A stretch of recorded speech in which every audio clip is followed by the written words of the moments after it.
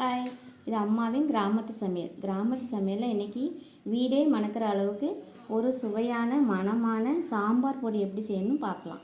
அதுக்கு நம்ம என்னெல்லாம் வேணும்னு பார்ப்போம் வாங்க.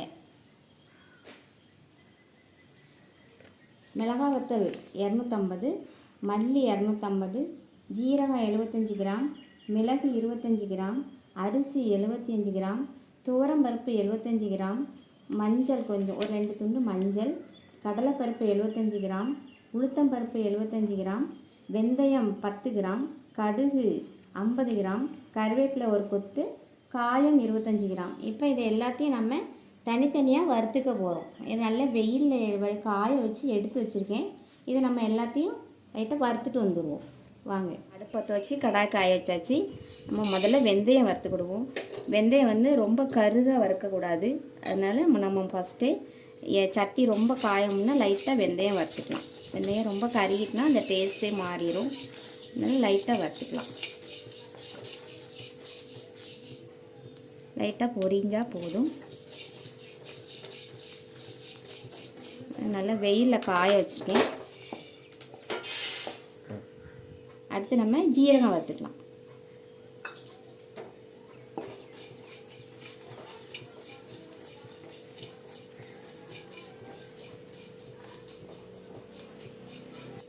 ஜீரகம் நல்லா பொரிஞ்சிட்டு நம்ம பிளேட்டை தட்டிக்கலாம். மிளகு வறுத்துக்கலாம்.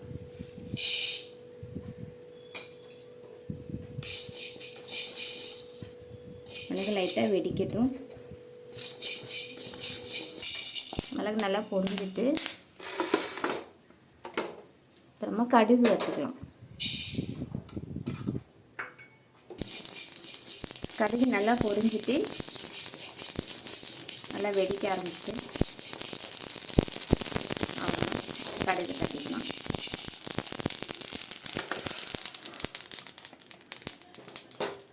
இப்போ நம்ம அரிசி வறுத்துக்கலாம்.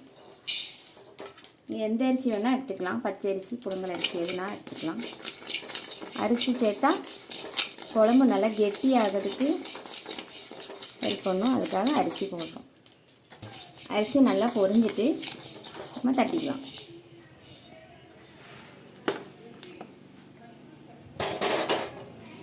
நம்ம துவரம்பருப்பு வறுத்துக்கலாம்.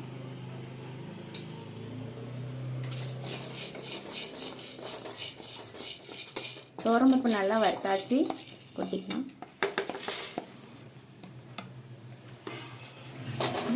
கடலைப்பருப்பு வறுத்துக்கலாம்.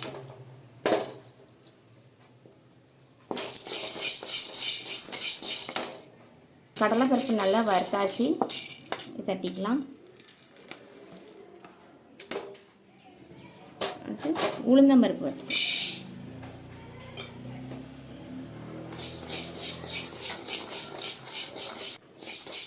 நம்ம உளுந்தம்பருப்பு நல்லா வறுத்தாச்சு இதை தட்டிக்கலாம். இப்போ நம்ம காயம் வறுத்துக்கலாம். காயம் நல்லா பொரியட்டும்.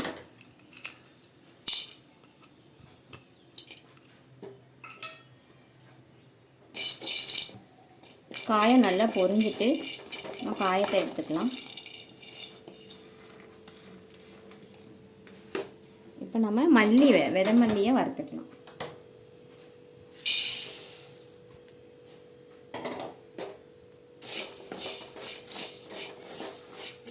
நல்லா வாசமாக இருந்துட்டு இதை நம்ம தட்டிக்கலாம்.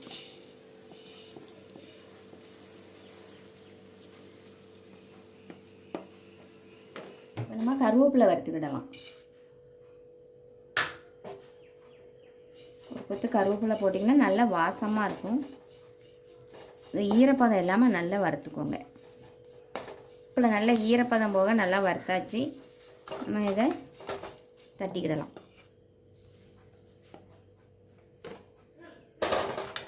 இப்போ நம்ம வத்தலை வறுத்துக்குவோம்.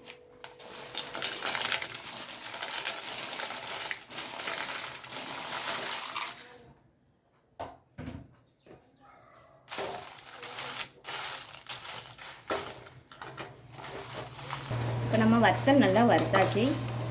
இந்த வத்தல் ரொம்ப கமர்ஸ்னா லைட்டாக ஒரு அரை ஸ்பூன் நெய் ஊற்றிக்கோங்க.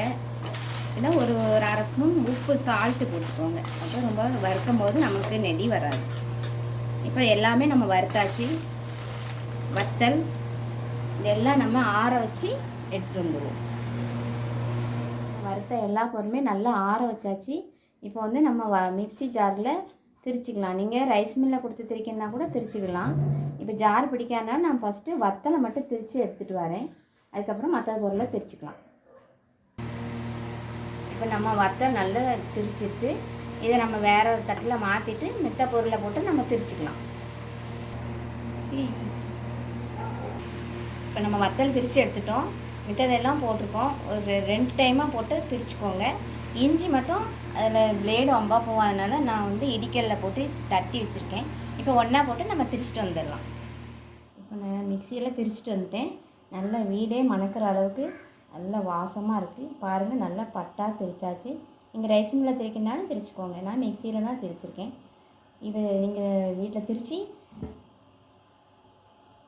நீங்கள் இந்த பொடியை ட்ரை பண்ணி பாருங்கள். பார்த்துட்டு எப்படி இருக்குன்னு கமெண்ட்டில் சொல்லுங்கள். லைக் பண்ணுங்கள், ஷேர் பண்ணுங்கள், சப்ஸ்கிரைப் பண்ணுங்கள். அடுத்த வீடியோவில் பார்க்கலாம். பாய்.